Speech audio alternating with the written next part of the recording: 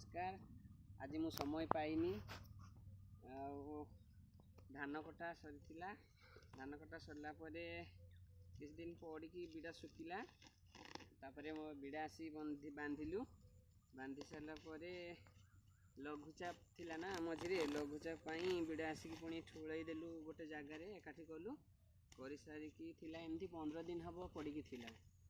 तो बाट नाला आने तो काली से जो पट देखिए माने मेसीन टा आसो से काली कटा सरीगला। तो आज धान माने पिटिया से मेसीन को डाकी से पिटी देकी गला। आबे चली बुरा सिले सरला पुणी डाकी ट्रैक्टर को। ट्रैक्टर आसो लोड करने लोड करके घरे नहीं कि अनलोड कर। तो व्यस्त बहुलता भितर आज मु समय पाइनी वीडियो करने।